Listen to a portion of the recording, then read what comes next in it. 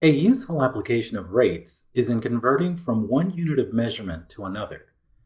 This happens frequently, whether it's converting miles to kilometers, dollars to euros, or other examples.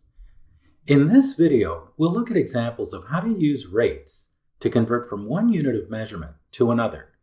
Let's look at an example. A motorcycle is traveling at a speed of 60 miles per hour.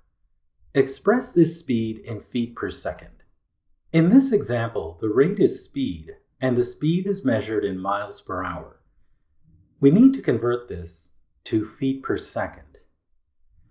To convert units, you multiply by a conversion rate. To convert miles per hour to feet per second, convert each unit separately, as shown here. We multiply miles per hour by the miles to feet conversion, and then by the hours to second conversion. Multiplying by these conversion rates will result in units of feet per second, as we'll show. We know there are 5,280 feet per mile. We turn that into a rate that has miles in the denominator. We know there are 3,600 seconds to an hour. We turn that into a rate where hours are in the numerator. These are our conversion rates, and we'll show why the units needed to be arranged this way. We go back to the expression with 60 miles per hour and plug in the miles to feet conversion here and the hours to seconds conversion right here. Now you can see why miles needed to be in the denominator. When multiplied, the miles units divide out. Similarly, the hours in the numerator here divide out with the hours in the denominator here. The units then become feet per second. We then complete the calculation with the conversion factors, and we get 88 feet per second. Conversion rates don't change the measurement. 60 miles per hour and 88 feet per second are equivalent. Let's look at another example. You are traveling to France and need to convert your dollars into euros.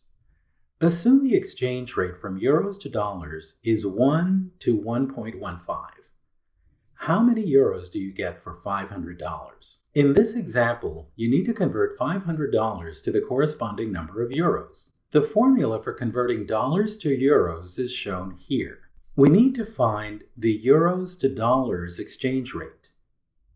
You're given the ratio of 1 to 1.15. Use that to create the rate, as shown here. Notice that the dollars are in the denominator for this exchange rate.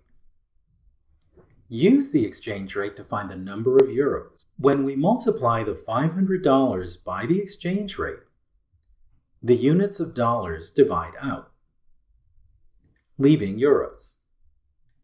Calculating the exchange rate gives us an approximate value of 434.78 euros. Now let's look at an example of using multiple conversion rates.